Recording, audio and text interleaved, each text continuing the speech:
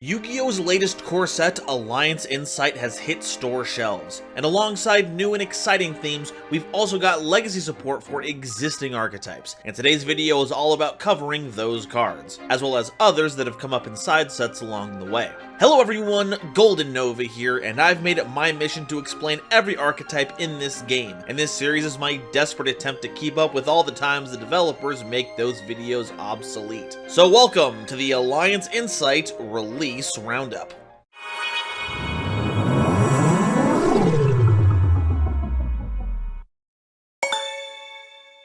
Today's episode is possible thanks to viewers like you, as well as my patrons. If you like what I do here, I would super appreciate it if you'd subscribe to help us reach another wonderful milestone video, and if you want to support me directly while getting some awesome benefits, check out the link to my Patreon in the description below. Part 1. AtIgnister. One of Reigns' coolest plot elements is that the companion character becomes the out-and-out antagonist of the final arc, and their deck just got a big boost. Heck, it's the cover card of the whole set! Let's take a look and see what new cards and puns are in store for I as we walk down memory lane. Kurikuriku AtIgnister is a level 1 Dark Cyberse monster with 300 attack and 200 defense in keeping with its Kuriboh status.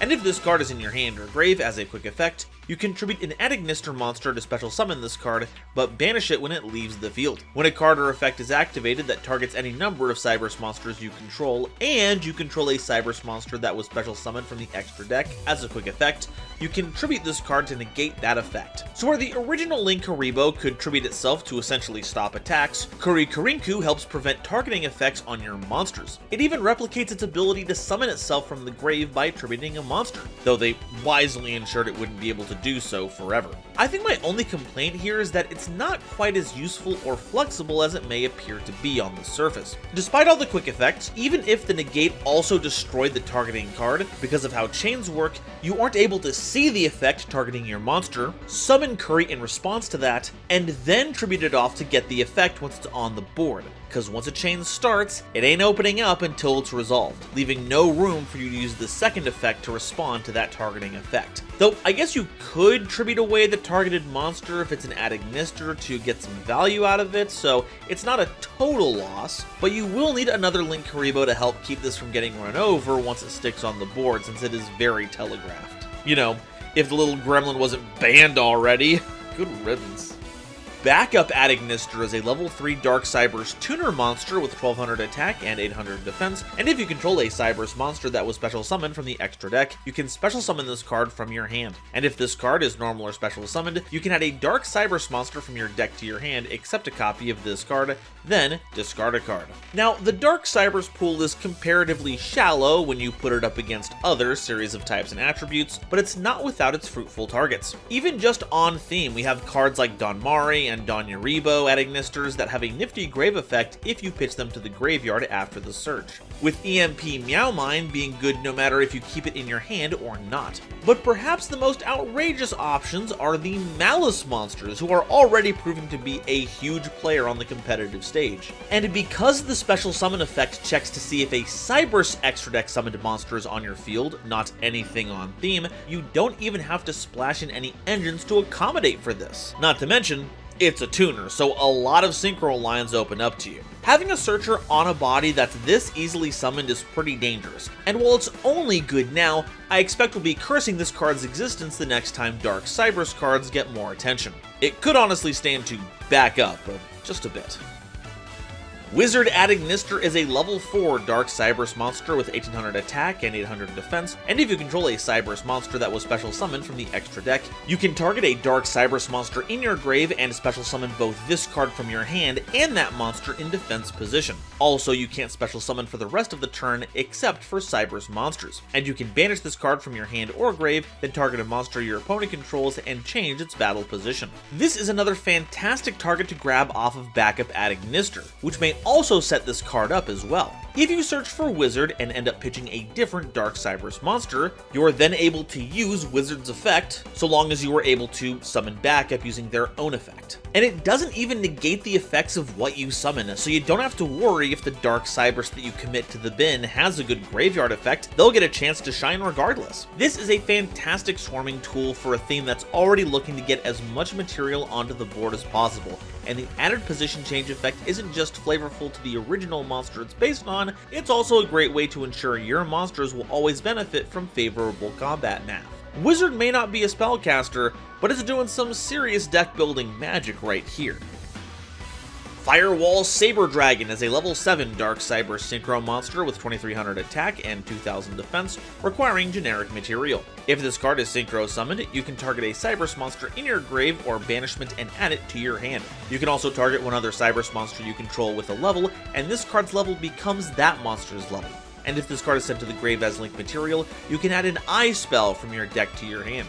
Good lord, this goes off on a lot of angles. So first off, it's great Xyz material, able to line up with any other Cybers you control to make an appropriate rank. But even just summoning it helps put cards back into rotation, even from your banishment, and that's pretty slick. But the big draw is probably the floating effect when used as link material, as the eye lineup has some pretty nasty spells to work with. And good for them. We all have a pretty busy schedule going on, so instead of going through these big, circuitous combo lines, Firewall Saber Dragon cuts right to the chase.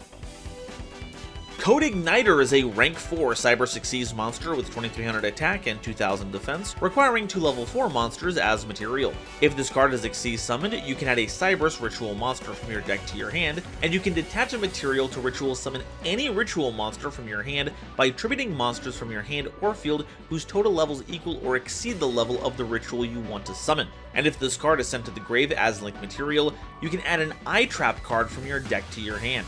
Wow, this card is gonna be bonkers, I just know it. On theme, it's meant to help enable Water Leviathan AtIgnister, sure. And for what it's worth, AtIgnister does a fantastic job of that. You can't use it as material for the summon since it, doesn't have any levels, but that just leaves it open to be used as link material to get that search. But take a closer look at that second effect there. It can ritual summon any monster, not just Cybers ones. Any ritual monster is on the table. So if your ritual deck has sufficient rank 4 options, you can just pop this sucker out to bypass the need for your ritual spell. Keep an eye on this one. It's gonna cause some mischief, maybe even spark some trouble, maybe even ignite some tomfoolery.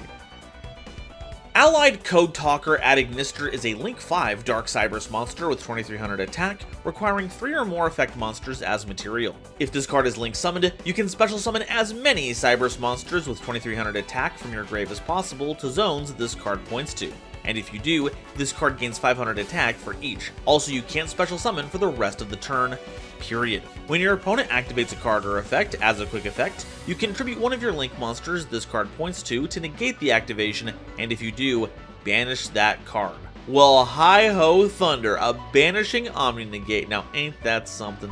This is a pretty high investment monster, up there with the likes of Firewall's Terahertz and Singularity. So how does it actually compare? Well, it's certainly not as go for broke as the other options seem to be. Those firewalls can end the game all on their own, but if interaction gets through their protections, then you're cooked. So with the ability to rebuild your board on summon, Allied may seem like a safer alternative, but it's actually just as susceptible to negation as the rest. If you hit this on summon, that means no big board, no attack boost, and potentially no link monster to enable the Omni Negate. You can't even do something cute like tribute Allied away for a Karinku to avoid impermanence because you have to summon to zones that it points to. Now, it could save Allied from those kinds of effects with its on-field ability, but let's be real, you'd be trying to keep that monster on board while also making a Link 5 monster, not to mention all the 2300 attack Cybers monsters you'd have to summon as well to make this worthwhile.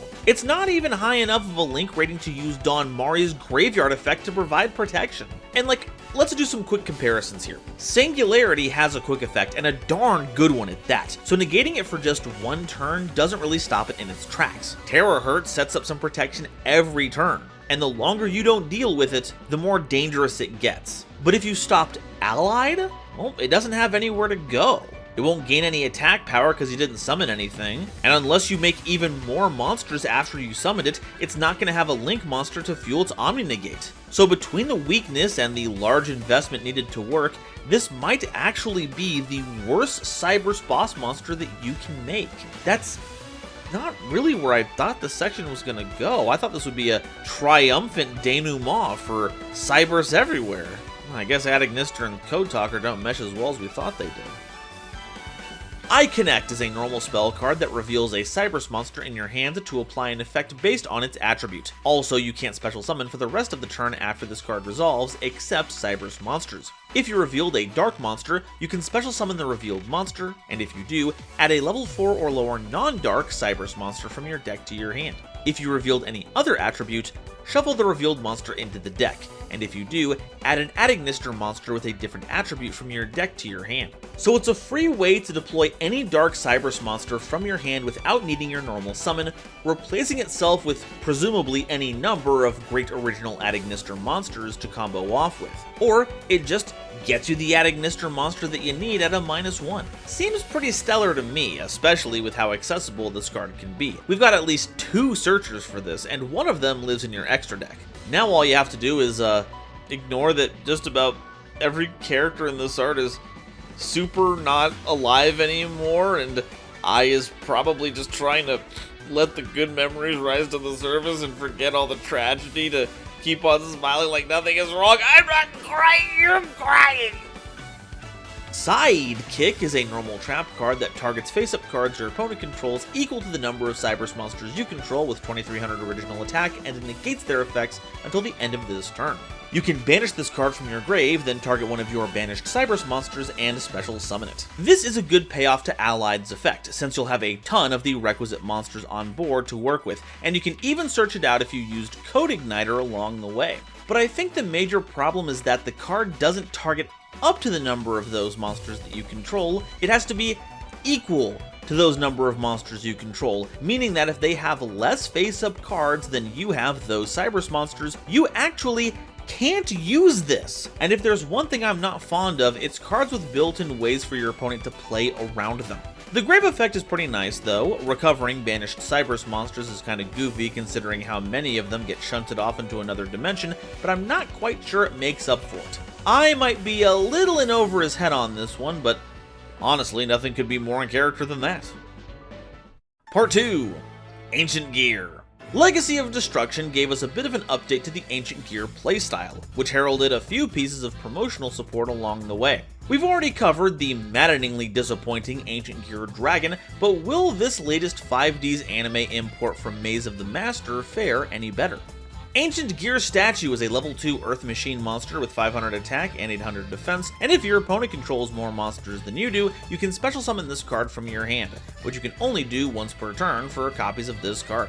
You can tribute this card to special summon from your hand or deck a copy of Ancient Gear Golem, or a monster that mentions it, ignoring its summoning conditions. This card is amazing! Holy cow, it's effectively a way to just normal summon Ancient Gear Golem without having to scrape together the tributes, and is even better if you can special summon this from hand. And the best part is, you don't just have to summon Ancient Gear Golem. You might want to, since many of our cards really care about this for some reason, but you can also get the new Dark Golem to fix up your hand, Commander to turbo out more Ancient Gear Golems, or Frame to get your on-theme spell and trap cards. You can even summon Ancient Gear Dragon in defense position to make it slightly less ass. Honestly, color me surprised. I thought this deck would be stuck in a rut for some time to come, but it seems like they've really broken through the statue of limitations. Part 3. Argostars. I had such high hopes for this theme, but it takes more than some gumption to take one of the game's least effective sub-themes and turn it into something worth playing. But that wouldn't stop it from getting a new wave of support, so let's see if it makes it worthwhile to go to bat for this theme. Argostars Fierce Parth is a level 4 Earth Warrior monster with 1400 attack and defense, and gains 700 attack for each Argostars monster with a different name that you control, except for this card. As a quick effect, you can reveal this card in your hand to return an Argostars continuous trap card you control to the hand, and if you do, special summon this card. And you can banish this card you control to set any continuous trap card from your hand, and it can be activated this turn. Having another monster we can banish will be very helpful for enabling the field spell, and gives our trap card monsters a way to avoid interaction. Get it off the field by summoning Parth, and then get it back into rotation by banishing Parth. Easy. The real kicker is if you can manage to stick it on the field with a bunch of other Argostars. Potentially, you can have a full 5 field of Argostars, with a secret 6th member that we can pull out of the extra deck to stick into the EMZ, but we'll cover that one in Duelist's Advanced Release Roundup. But only counting what we have now, this could get up to a whopping 4,200 attack. Granted, that is beyond the best case scenario, but even just one other companion turns this into a 2,100 monster, and that's not nothing. Basically, you should think of this as a defensive hand trap first and an offensive threat second, and it does a pretty swell job of doing both. Looks like UA Mighty Slugger has some steep competition.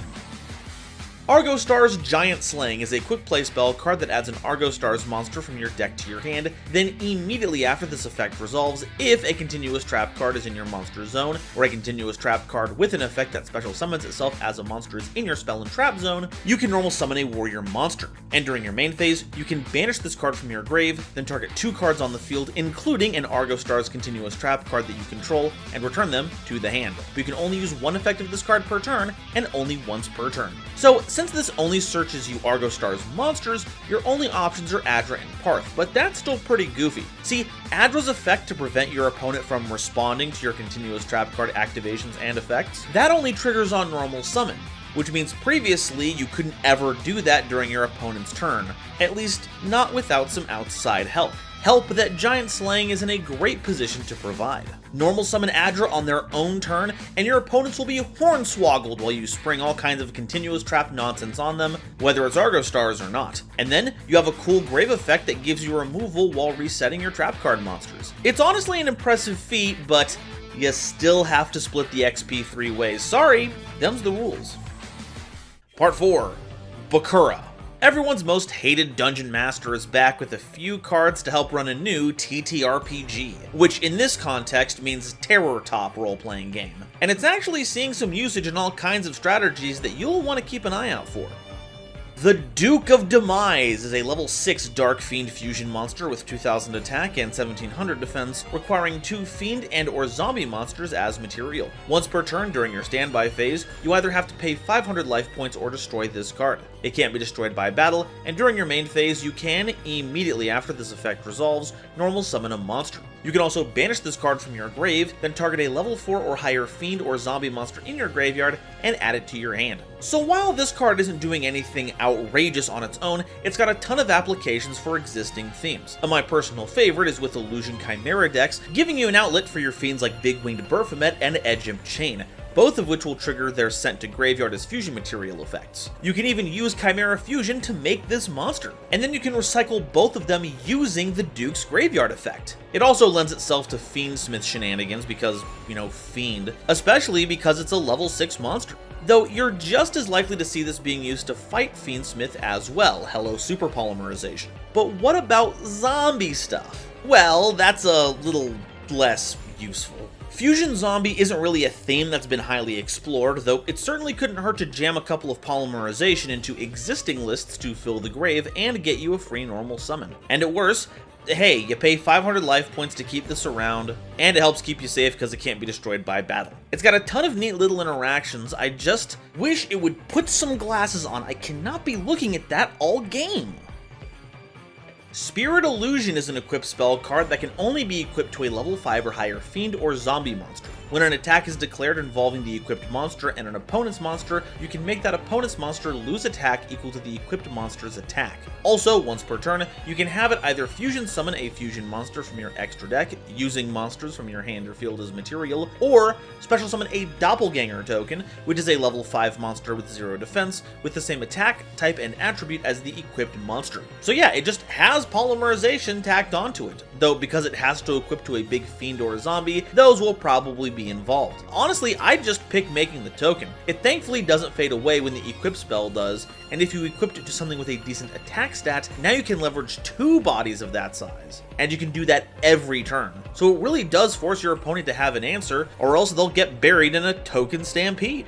There's also the hilarious application of equipping this to your opponent's monster, because while it checks for types and levels, it doesn't see who controls it. Granted, the attack debuff effect isn't going to be very useful in this regard, but you can make a token with the same attack as a monster you want to clear and then crash into it. Granted, it's not very useful in every matchup, but considering how popular high-leveled fiends are right now, well, it's worth keeping in mind, especially if you're already playing it. But even without the fusion summoning or the token making, the fact that it debuffs whatever you fight is incredible, letting you win basically any fight that you're in.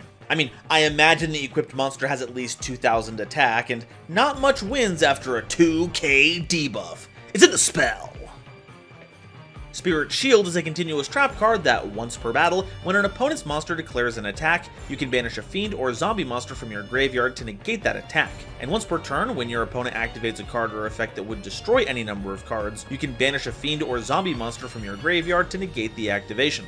And once per turn during the end phase, if you don't control a fiend or zombie monster, you have to send this card to the graveyard. So it turns your yarded fiends and zombies into buffers, essentially. Not only can you shield against attacks, but also removal effects that destroy. But it also has a hidden third mode tucked away in there. Many effects that negate also destroy.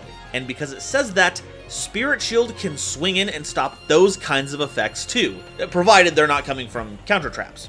Darn you, spell speed 3! You're out of luck against things like Ash Blossom or Impermanence, but if you're staring down something like a Dominus card, this becomes the perfect response. Until it starts getting nervous and shuffles off the field. Spirit Shield is nice and all, but it gets separation anxiety, so don't expect to do much on its own. Part 5. Continuous Trap Card Monsters. Yeah, this is a thing I'm doing. I made a video on them, so now I have to update it from now until the heat death of the universe. But hey, at least they're fun. What does this TCG exclusive have for us this time around? Tiki Peace is a continuous trap card that can special summon itself as a level 4 Earth Rock effect monster with 1800 attack and defense, but is still a trap card, with the following effect. As a quick effect, you can pay 800 life points to special summon a continuous trap card, except Tiki Peace, from your graveyard or banishment as a normal monster, which becomes a level 4 Earth Rock normal monster with 1000 attack and defense, and its name becomes Tiki Peace even while face down, but that card is not treated as a trap card. So, it's a continuous trap card monster that turns any continuous trap card into a monster, but only a monster. And it also takes on the name of its creator, presumably to avoid any situation where you can create a trap card monster in an archetype that shouldn't have it. Does kind of get in the way of Apophis shenanigans, but they can all be winners. Honestly, I kind of dig this card. It's a cool way to help make rank 4s or just get you more bodies onto the field in a deck that primarily runs continuous trap cards. I wish it was a way to automatically get the actual continuous trap card monster version into play from other zones, which would have been a huge help, but that's asking for good cards out of a sub-theme that's always struggled to be at parity with the modern competitive landscape. But hey, at least Time Thief Redoer will be happy to have another source of removal, so that's nice. Part 6. Cyber. Ah, the archetype of my bloodline has dropped even more support. Rush Duel's got to have some fun with their own cyber card, so why shouldn't we? Let's check to see if we can match the hype, though I'll be honest, we're going up against a fusion monster that draws you up to a hand of 5 before dumping most of those cards to summon a machine out of your hand. It's kinda nutty. Cyber Jormungandr is a level 5 light machine monster with 1000 attack and 2100 defense that can be normal summoned or set, and must be special summoned by a card effect. Easily one of the most permissible restrictions in the game. If your opponent controls a monster, you can special summon this card from your hand, then take a Cyber Dragon from your deck and either special summon it or equip it to this card as an equipped spell. Also, you cannot special summon for the rest of the turn, except machine monsters. You can also return a Cyber Dragon you control to the hand to add a copy of Polymerization from your deck or grave to your hand.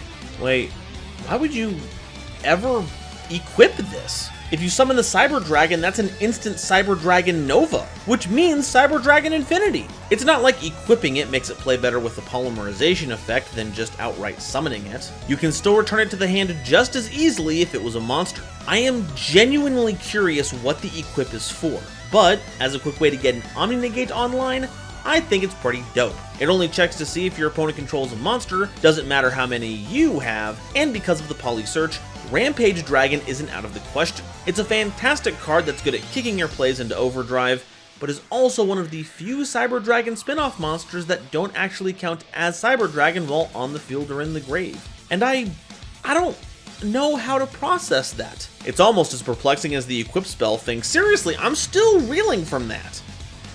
Cyber Dark Worm is a level 5 Dark Machine monster with 800 attack and 2100 defense, whose name becomes Cyber Dragon while on the field or in the graveyard. Thank God. If this card is in your hand or grave, and you have another Machine Cyber monster on your field or in the grave, you can send a Cyber Dragon monster from your hand or deck to the graveyard to special summon this card, then you can add a Cyber Spell or Trap card from your graveyard to your hand. You can only use this effect of this card once per duel. And we'd be here all day trying to cover all the gnarly Cyber Spell and Trap cards you can recur with this. The strange thing is though, because the name changes to Cyber Dragon while out of the deck, it's no longer a Cyber Dark, which makes it ineligible to be material for Cyber Darkness Dragon while in a public information zone. Though I suppose this means that Cyber Dark Chimera will always have something to send to the graveyard, and I guess it's better to be a Cyber Dragon than a Cyber Dark, huh? Overall, this card is a great addition to the theme. It just gets a little strange once you dig into some of the other interactions, and does prove that, in fact, we would still love Cyber Dragon, even if it was a worm. Part 7.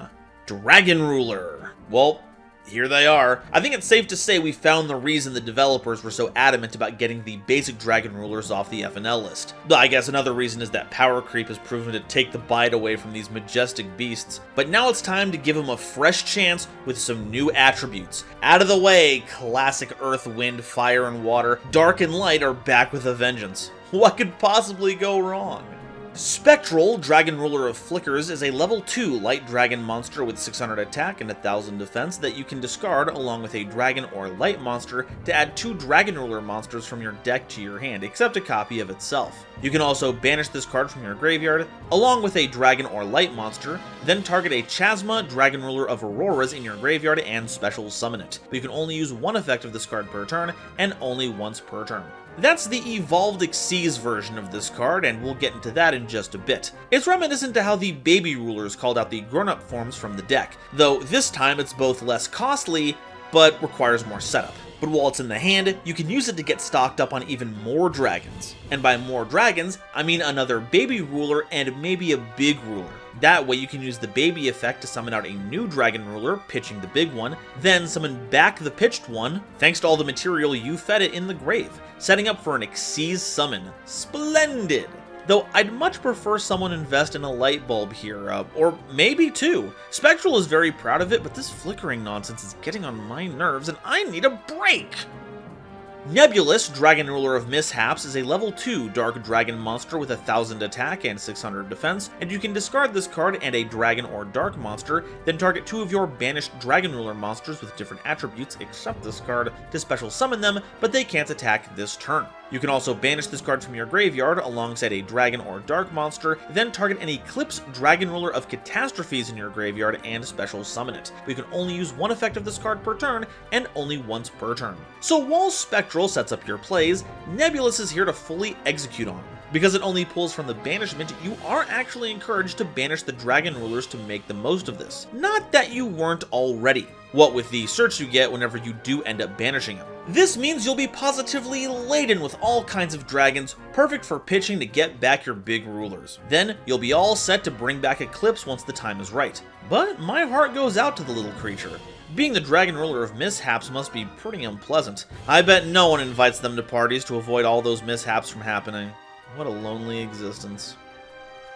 Chasma, Dragon Ruler of Auroras, is a rank 7 light dragon Xyz monster with 3000 attack and 1600 defense, requiring 2 level 7 dragon monsters as material. As a quick effect, you can send 1 level 7 Dragon Ruler monster from your deck to the grave and to detach a material from this card to make this effect copy that sent monster's effect that discards itself to activate. And if this card is destroyed by battle, or if this card in its owner's possession is destroyed by an opponent's card effect, you can special summon a level 7 Dragon Ruler monster from your grave or banishment. This gives Chasma a lot of flexibility. You can copy Blaster's Destruction effect, Redox's Revival, Tempest's Dragon Search, or Title's Foolish Burial, and at quick speed no less. And if your opponent removes Chasma by destruction, you get a Dragon Ruler back. A level 7 one specifically, but those are the good ones, so it's not a very impactful restriction. Overall, this is a pretty fantastic usage of 2 Dragon Rulers that you have lying around, and is an important stepping stone for what's to come. Honestly, I'm just surprised that the Dragon Ruler of Auroras is here. In this archetype, at this time of year, at this time of day, in this part of the internet, localized entirely within this archetype. Eclipse, Dragon Ruler of Catastrophes, is a rank 7 Dark Dragon Xyz monster with 2700 attack and 1900 defense, requiring 2 level 7 monsters as material. If this card is Xyz summoned, you can target a level 4 or lower Dragon Ruler monster in your graveyard or banishment, and special summon a level 7 or rank 7 Dragon Ruler monster that is mentioned on that targeted monster from your deck or banishment, then shuffle the targeted monster into the deck. And when your opponent activates a spell or trap card or effect, as a quick effect, you can attach 2 material from this card to negate the activation, and if you do, banish that card. Hey, spell and trap negation, that's a pretty nifty thing to have on a big Xyz monster. It even keeps your monster count up by getting you another Dragon Ruler, so long as you have the correct Baby Ruler in your graveyard, something Spectral is very adept at helping with. But aside from that, the card is pretty one note. Granted, the Dragon Rulers are generally straightforward despite their burgeoning text boxes, but something feels so vanilla about this Dragon of Cursed Darkness. I'm not really getting Seething Elemental Evil from this effect, I'm getting Annoying Control Player, which, to be honest, I guess is close to being just as bad. Disaster, Dragon Ruler of All Apocalypses, is a rank 7 Light Dragon Xyz monster with 0 attack and defense, requiring any 2 rank 7 monsters as material. If this card is Xyz summoned, you can target up to 4 level 7 Dragon Ruler monsters in your grave and or banishment and attach them to this card as material. Then, you can banish all monsters from your opponent's field and grave as long as they share an attribute with one of this card's materials. And while this card has Light, Dark, Earth, Water, Fire, and Wind Dragon Ruler monsters as material, it gains 4600 attack and defense, also it's unaffected by other cards' effects. So ideally, you want to make both Chasma and Eclipse using the 4 original Dragon Rulers, 2 apiece. That way, when you overlay them together, all the material will fall off, if they still have any, putting them into the grave to be attached to Disaster via its own effect. And there you go, you can banish all of your opponent's non-god card monsters from their field and the graveyard. That's the brutal part. Not to mention that it makes it a 4600 attack towers. That's actually kind of spooky. The bad news is that, in that small window of time before you absorb the necessary material, it can be affected by other cards' effects. So a negation that keeps you from getting those material back basically ruins the whole thing. But just because a card has a weakness doesn't mean you don't go for it. Find a way to ensure this effect gets pushed through, and you've got a nigh unstoppable beast of ruin at your disposal. Well, until a single goblin biker shows up, then we're in massive trouble.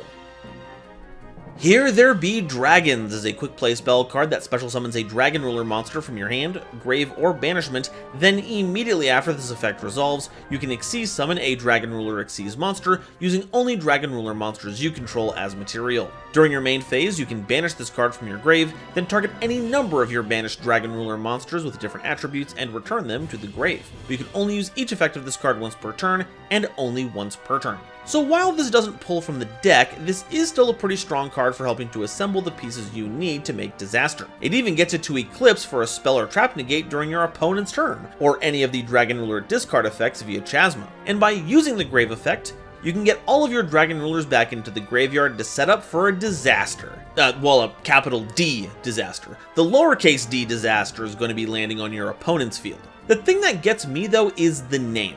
Feels like it should be a cover band for some kind of folk music legend or something. Part 8.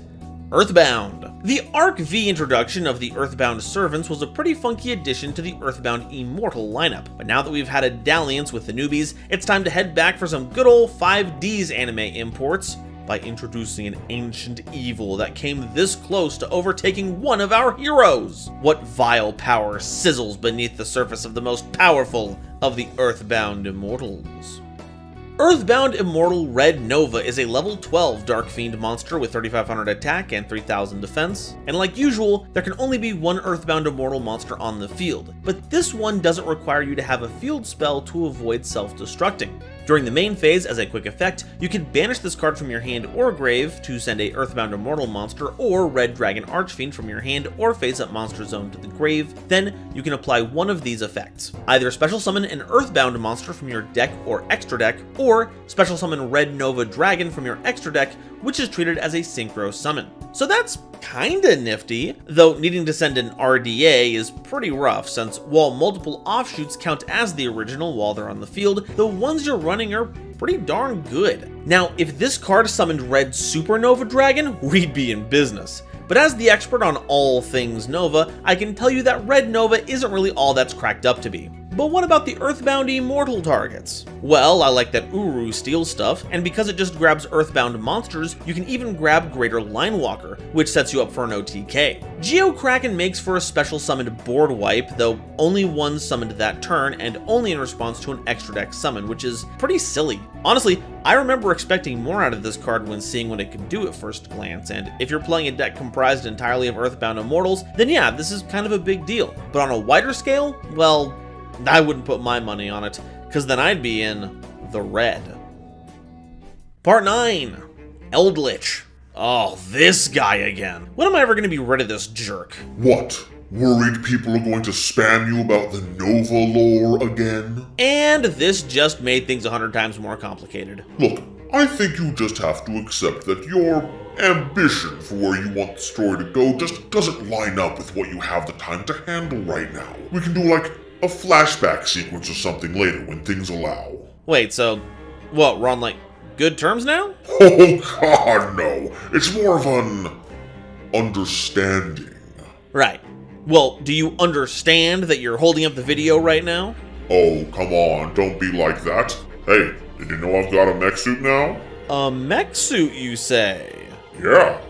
And pot. Wait, what? Fallen Angel of the Golden Land is a level 10 dark zombie fusion monster with 1800 attack and 2500 defense, requiring a copy of Eldlich the Golden Lord and any zombie monster as material, and must be either fusion summoned or special summoned from your extra deck by attributing a light zombie monster while you have Eldlich the Golden Lord on your field or in your graveyard, and you can only special summon Fallen Angel of the Golden Land once per turn, no matter which method you use. If this card is sent from the field to the grave, you can special summon an Eldlich monster from your deck, extra deck, or graveyard.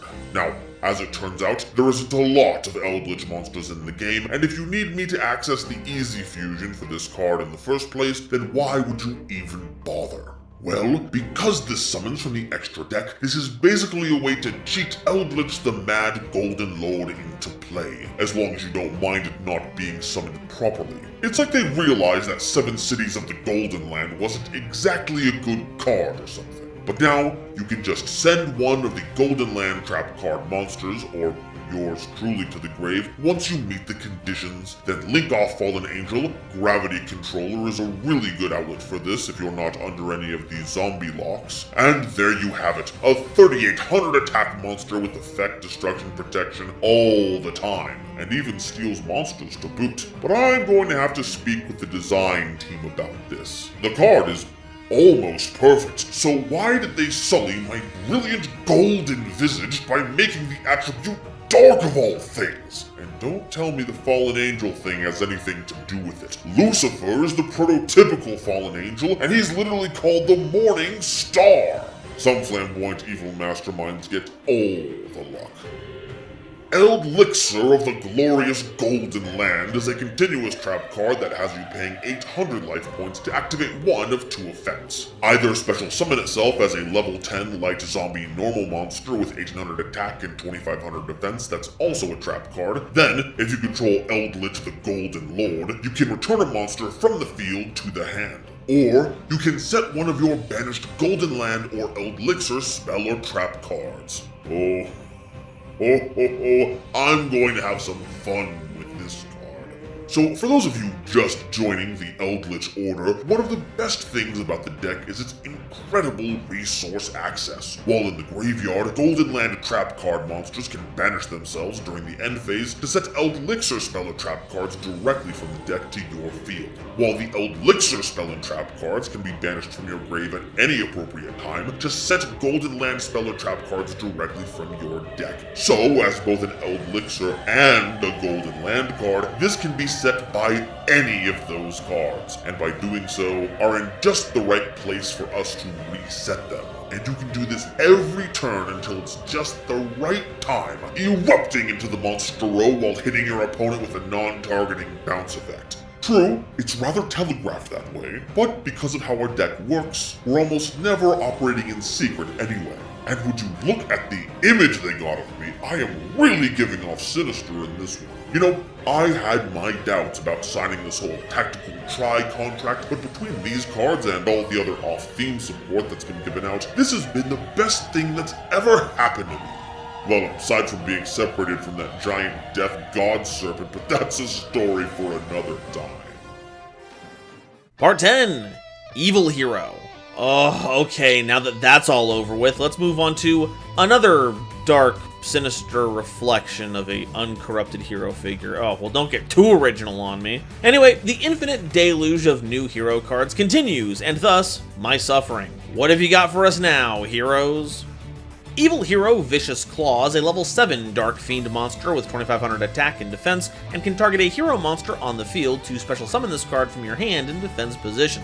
And if you do, that monster gains 300 attack. And if any number of monsters you control are destroyed by a battle or card effect while this card is in your graveyard, you can special summon this card. Then if you have a monster that mentions Dark Fusion in your graveyard, you can destroy a card on the field. You can only use this effect once per duel. So this is a cute little reference to a card that's not hero specific, but is used by the Supreme King. It gives the equipped monster a 300 point boost like the equip spell does, it has monster removal tied to destruction like the equip spell does, and it even has all the same stats of the token that it would generate. But outside of being a big reference, is it actually any good? Well, kinda.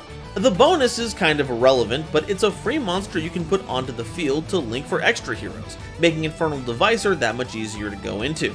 And then, it comes with a way to retaliate against the opponent if they get messy with your field. It's not a huge game changer, but I could see this putting in work as a one-of that helps bridge gaps and strategies you otherwise wouldn't have access to. A helpful trait when you need to claw your way to victory.